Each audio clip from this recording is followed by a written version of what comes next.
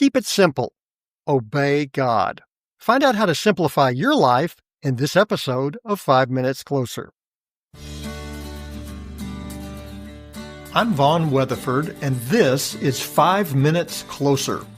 For the next 5 minutes, let's explore some biblical truths and apply them to your life. No podcast, including this one, can transform your life or give you what you really need. Only Jesus can do that. You can find out why in what I've called the first five episodes of 5 Minutes Closer. Each following episode explores scriptural truths that, if you follow them, will bring you 5 minutes closer to the person God created you to be. Let's see if we can get you 5 minutes closer. Sometimes we overcomplicate things. Like when my uncle locked himself out of the car. He had one of those combination lock systems where you punch in the combination to unlock the door. He had changed the battery in his car and the door lock reverted to its default combination.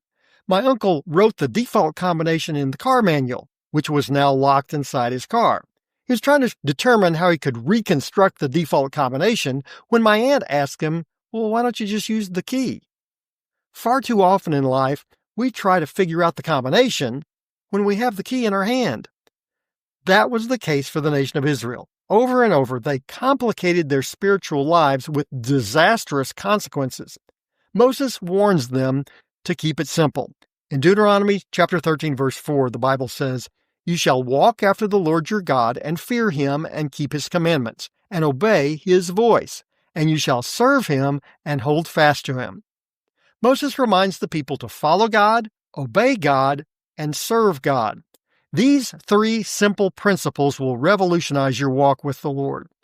Moses first tells the people to walk after the Lord your God. Children who follow their father in the snow will focus on stepping in their father's boot prints. Their focus isn't on the snow, it's on following their father's steps.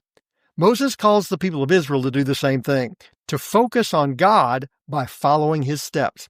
It's amazing how many disasters we would avoid if we kept our eyes on Jesus.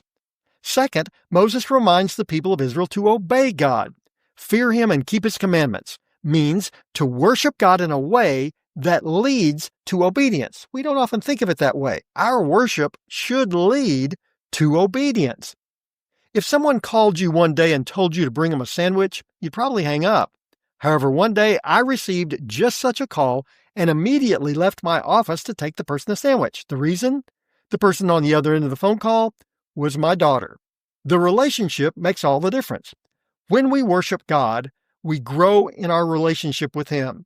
As we grow in our relationship with God, we will want to obey his command, not out of obligation or duty, but out of our love for the God who loves us. This leads to Moses' third statement. As we follow God and obey God, we should serve God. The serve part naturally seems to follow. If you worship God and obey him, you will want to serve him. The next, however, may not be so obvious. As we serve the Lord, hold fast to him. The phrase literally means to cling to God. It's what a child does to their parents when the child is frightened or unsure. They cling to their mom and dad with every ounce of strength. If you look, their little fingers are nearly white-knuckled, holding on so tight. Perhaps more importantly, when the child clings to mom and dad, there's nothing else in their hand. That's what we need to understand. If we cling to Jesus, we won't face the temptation to grab anything else. We can't lose when we cling to Christ. Anything we might think we would lose in this world pales in comparison to what we already have in Jesus.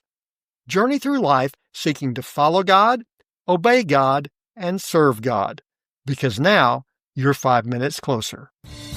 My prayer is that these 5 minutes have challenged you, inspired you, and caused you to consider applying God's message for your life from his word. To find out more, visit our website at 5minutescloser.com. Join me next time to see if we can get you 5 minutes closer.